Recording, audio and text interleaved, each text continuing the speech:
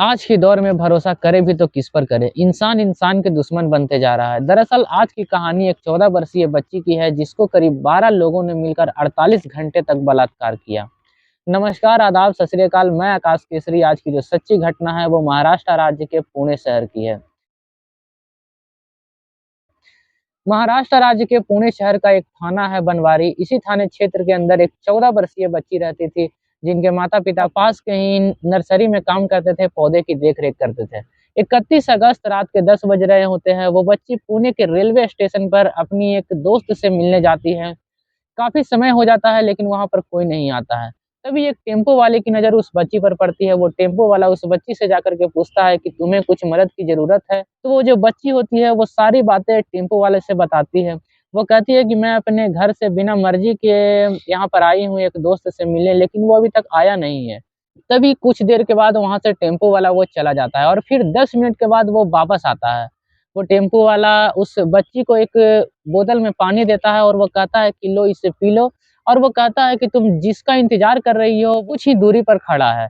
दरअसल उसको आने में लेट हो गया है तो इसलिए वो शर्मा रहा है। तो वो बच्ची जैसे ही पानी पीती है कुछ ही क्षण के बाद उसको चक्कर आने लगता है। तो वो टेम्पो वाला देखता है कि जैसे ही बच्ची को चक्कर आ रहा है वो बच्ची को उठाता है और अपने टेम्पो में डाल देता है।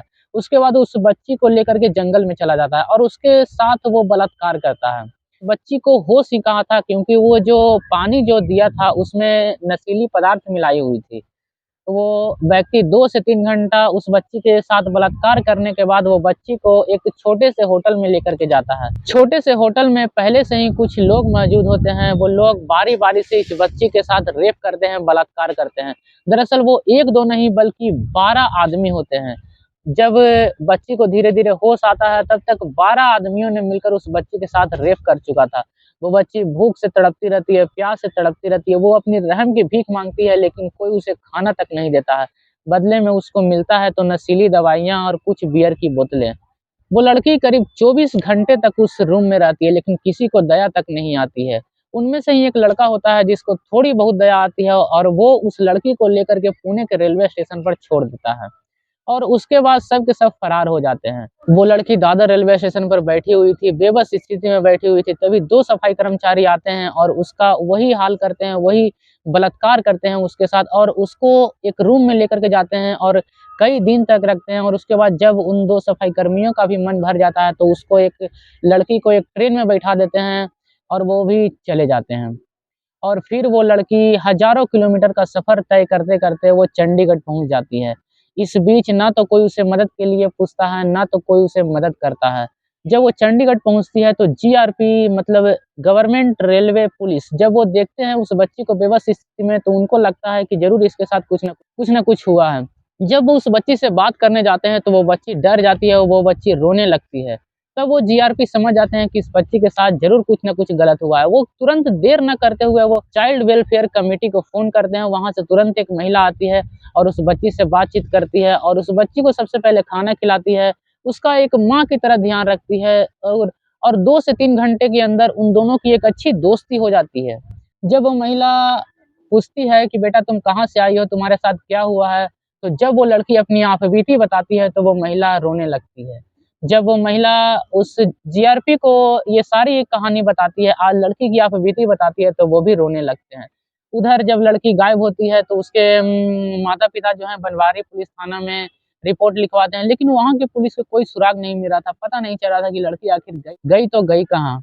लेकिन फिर जीआरपी होते हैं, तुरंत बनवारी पुलिस से कॉन्टैक्ट करते हैं लड़की के कहने पर और उस लड़की को हवाई जहाज़ के माध्यम से मुंबई लाया जाता है।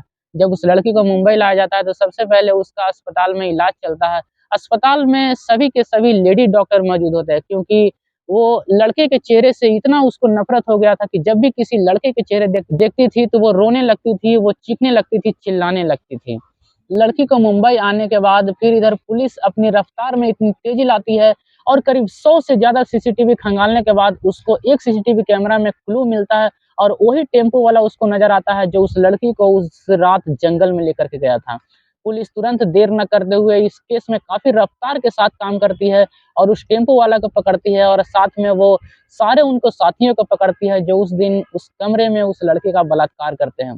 लड़की के बयान के मुताबिक उन 2 सफाई कर्मचारियों को भी पकड़ा जाता है। पूरे अभी तक इस मामले में 16 आरोपी को गिरफ्तार किया है पुलिस ने।